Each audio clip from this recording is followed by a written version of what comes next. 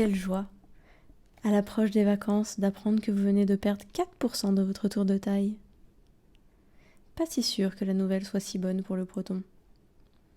Un groupe de 32 physiciens de différents laboratoires allemands, suisses, portugais et français publiait le 8 juillet dernier dans la revue Nature un papier annonçant que le proton serait plus petit que ce qu'ils pensaient jusqu'à présent. L'expérience a été lancée il y a plusieurs années afin d'obtenir une plus grande précision sur la valeur du rayon du proton. En résumé, les physiciens ont fabriqué des atomes d'hydrogène un peu spéciaux, où l'électron est remplacé par une particule 200 fois plus lourde, le muon. Ils ont mesuré par laser son énergie, ce qui donne une valeur 10 fois plus précise de la taille du proton. Paul Indelicato, directeur du laboratoire Kessler-Brossel, décrit comment a fonctionné l'expérience installée en Suisse. Voilà, donc on voit l'expérience, d'abord la trappe cyclotronique, dans laquelle va arriver une particule qui s'appelle le pion, qui va se désintégrer en muon. Le muon est ralenti en passant plusieurs fois à travers une feuille mince, et puis quand il est suffisamment ralenti, il va être extrait de la trappe par un petit champ électrique qui va l'envoyer dans un canal magnétique, dans lequel il rentre juste maintenant, qui est destiné à le conduire vers la cible tout en éliminant les particules parasites comme des électrons de haute énergie qui sont présents dans la cible.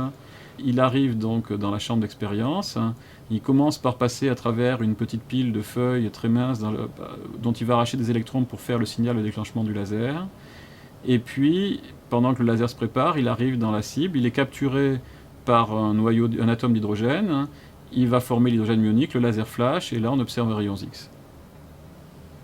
Le laser utilisé n'existait pas. Il a fallu le construire et le mettre au point. Pour cela, 6 chercheurs du laboratoire Kessler-Brossel ont apporté leur expertise. Le rôle de notre équipe du laboratoire Kessler-Brossel dans cette collaboration internationale a été de construire un laser ayant toutes les caractéristiques voulues pour cette expérience. Un tel laser n'existait pas à l'origine. Donc il fallait un laser dans l'infrarouge, de longueur d'onde proche de 6 micromètres, pour exciter cette raie de résonance de l'atome d'hydrogène muonique.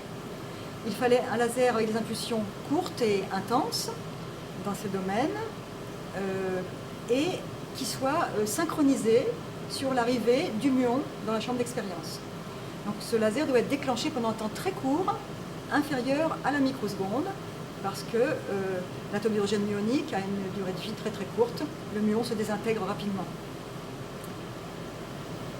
Après plusieurs séries de mesures, les chercheurs ont obtenu une valeur du rayon du proton de 4% plus petite que la valeur connue jusqu'à présent. Ces résultats pourraient bien remettre en cause la théorie du modèle standard.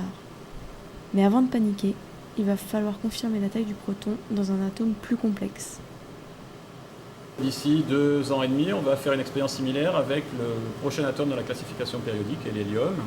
Et donc à Garching, l'équipe de Ted Hench est en train de monter une expérience pour étudier la même transition que dans l'hydrogène, un S2S pour l'hélium+. Et nous allons mesurer le diamètre, le rayon de charge de la particule alpha, qui est le noyau d'hélium.